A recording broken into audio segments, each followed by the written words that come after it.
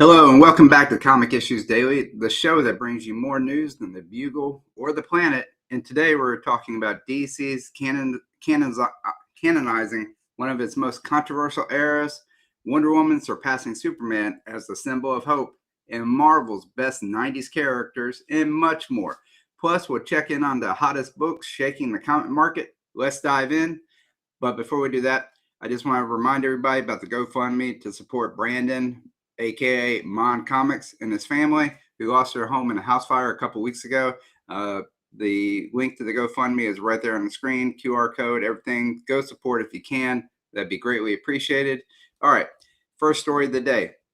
For over a decade, DC fans have argued about the legacy of the New 52, the 2011 reboot that sought to streamline continuity but ended up polarizing readers. In the new history of the DC Universe, number 3, writer Joshua Williamson and artist Carmine Giandomenico,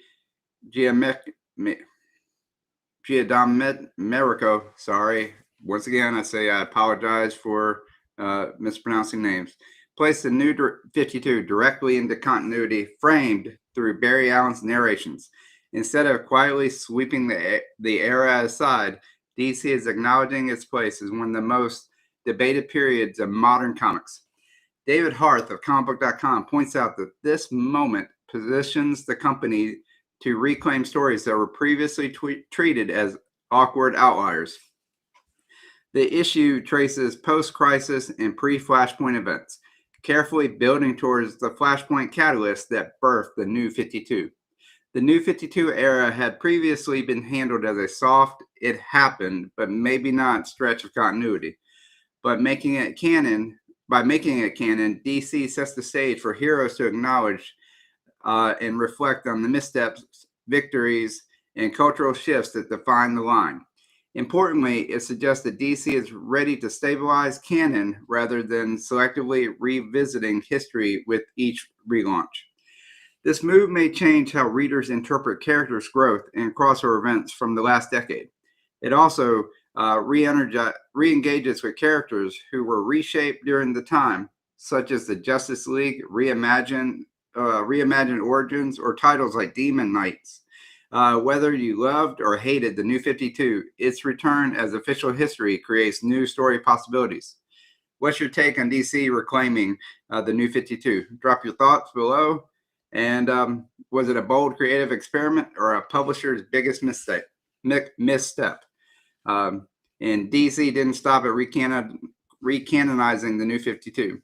The new history of the DCU, number 3, also locked in a series of bold continuity decisions. According to comicbook.com's breakdown, Milestones Media's Dakotaverse, the home of characters like Static, Icon, and Rocket, have been declared fully canon beyond the occasional crossover nod. This elevates the legacy of Dwayne McDuffie, denies Cowan and Christopher Priest, while also giving DC a platform to integrate those characters into its mainline universe more consistently. The issue also established once disputed events like Identity Crisis, Infinite Crisis, and Final Crisis as fully canon, ensuring that these darker chapters of DC's storytelling remain part of the historical record. DC's 1 million is also folded in, preserving Grant Morrison's version of the 853rd century, with implications of how All-Star Superman might be interpreted. On top of this, Superman's son, Jon Kent's timeline is clarified, tying his birth to the period when Clark was depowered after 52, leaving a stretch of years before his controversial age-up. All of this demonstrates DC's attempt to answer the age-old question, what counts? By committing to a stable, expansive timeline, DC is both honoring past creators and giving readers a consistent map for the universe. Of course, each confirmation brings controversy, as not every storyline remains beloved, but the consistency may help DC build forward without fans questioning continuity with every new event. Do these canon choices excite you or frustrate you? Sound off in the comments. Which crisis event do you think should define the DCU?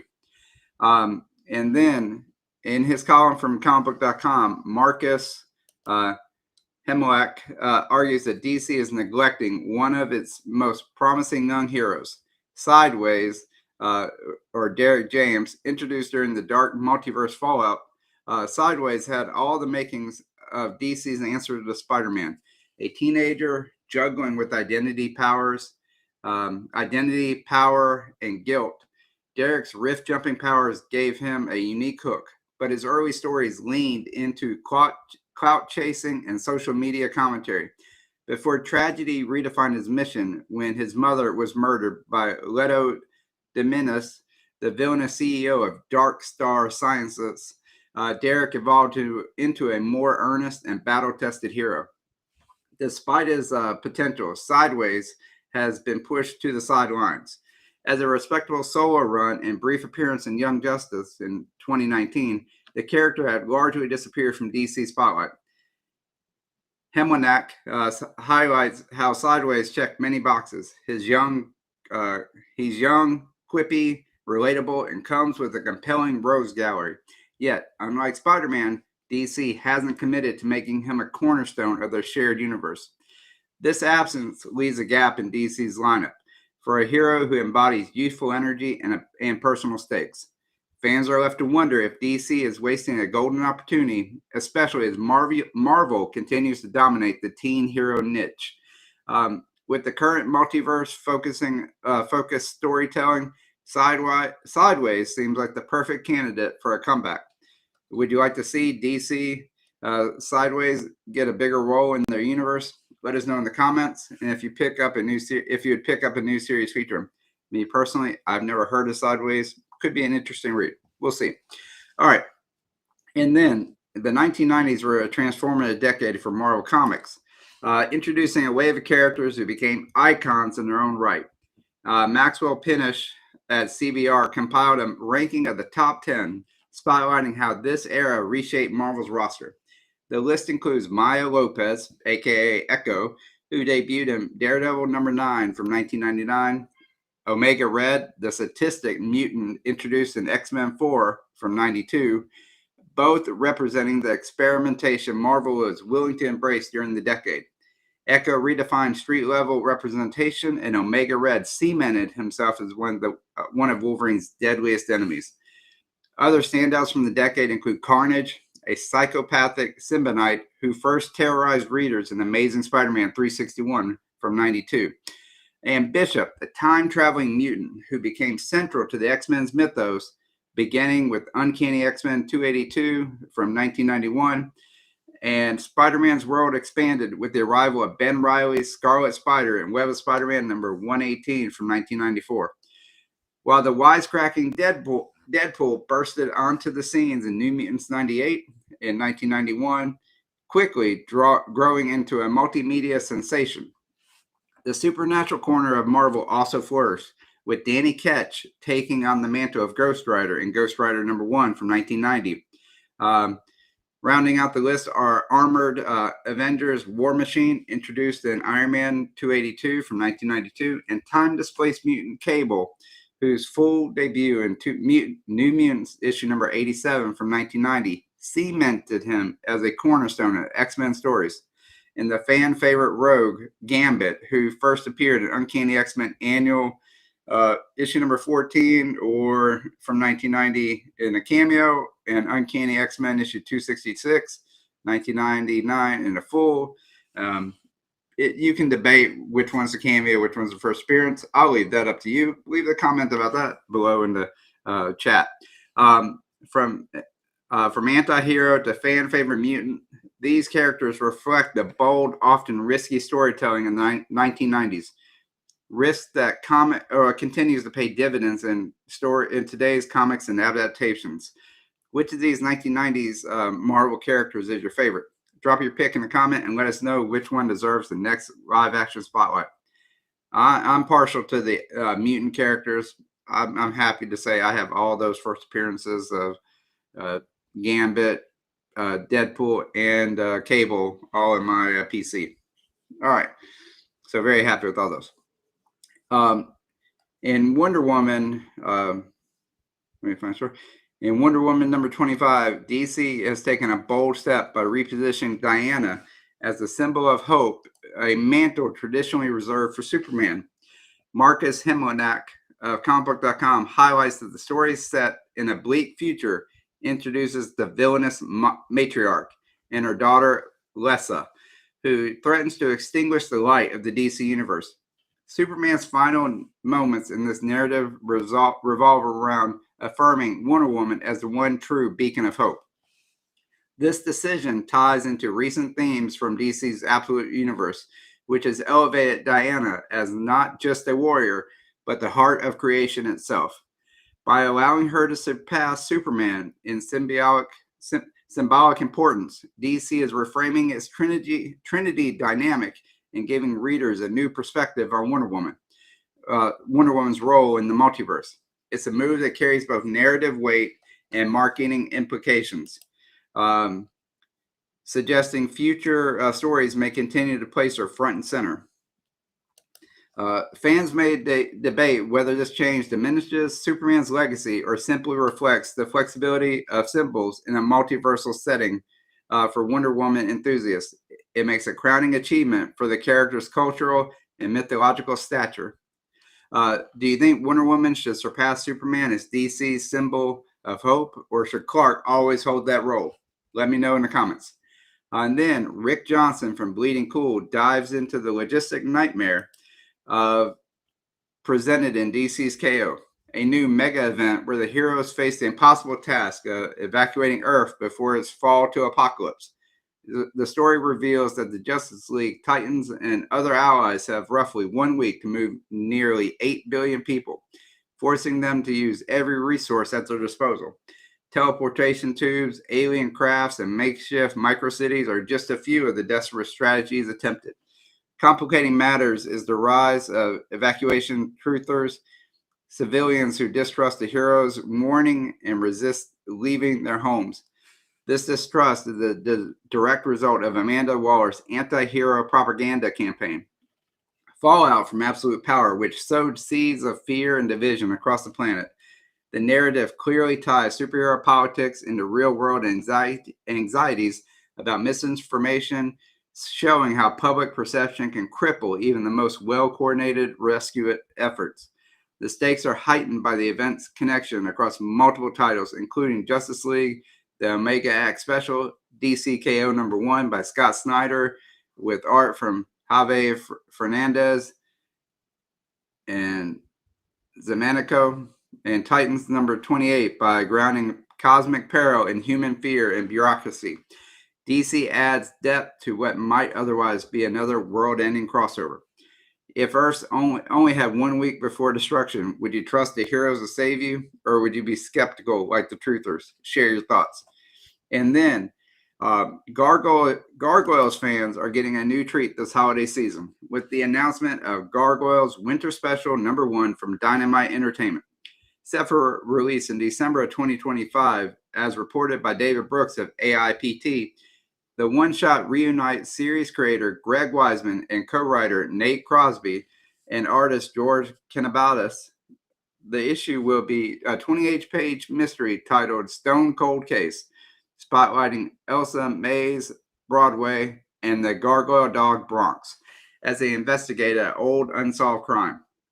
The special comes packed with a lineup of variant covers by artists including Canabatis, Jay Lee, Roger Langridge, and Alexandra Randolph. Each cover brings a distinct tone from noir mystery to classic animated nostalgia, making this release a likely collector's item. With Dynamite continuing to expand the Gargoyles mythos, the Winter Special represents both a fan celebration and an expansion of the lore into new seasonal storytelling. The release continues the strong momentum of Gargoyles comics since Dynamite's revived the property. For fans of the 1990s animated series, it's another chance to revisit familiar characters while getting fresh mysteries. For collectors, the variety of covers provide multiple entry points. Will you grab the Gargoyles Winter Special this December? Comment below and let us know which variant cover is a must-have for you. And then Bleeding Cool's Daily Lying in the Gutter column compiled by Rich Johnson, spotlights the Matriarch storyline for Wonder Woman number 25 as the day's top traffic driver.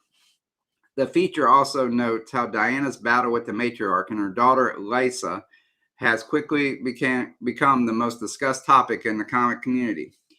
This reinforces that DC's repositioning of Wonder Woman as a central figure of hope isn't just a creative choice, but also a major talking point among readers.